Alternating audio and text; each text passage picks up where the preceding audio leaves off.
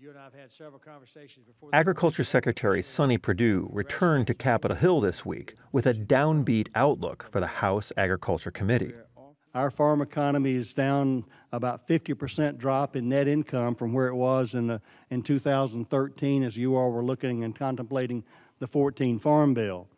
We've got several members, particularly younger farmers, have levered up in this situation where the revenue is not supporting their debt structure, and they're in some dire straits that way.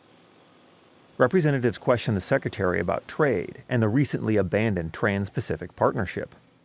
Many of the principles that you all had in that negotiations, I think are still viable.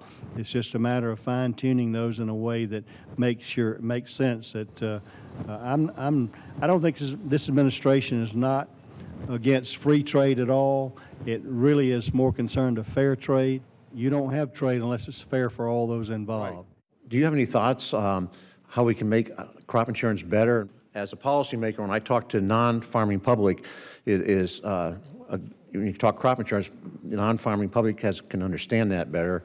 I agree with you that I think an insurance program for our producers is a much more palatable safety net program from the public shareholder perspective than direct payments were. We don't want to create a program where our producers are farming for the program. Perdue emphasized the overhaul of USDA field staff would improve customer service.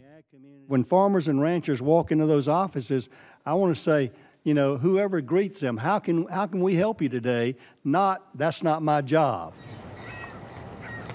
Rebuilding and modernizing river and waterway infrastructure has become a high priority for the administration. I was at the White House yesterday over an infrastructure meeting, and let me tell you that inland waterway is right at the top of their list. And the Secretary addressed questions about the growing scarcity of farm labor. It's not just an issue, it's an emergency.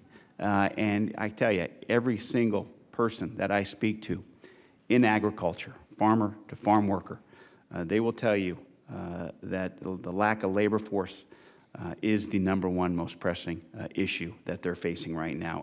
The good news is I think the President understands as well. This roundtable that we had, I think he understands the contribution that immigrant labor has made to our fields and farms and processing and other things. When I said a way forward, I don't know that I can elaborate on the path today. What we want to do is to give to my boss and administration an opportunity and to thread the needle over this issue of how we utilize immigrant labor in this nation.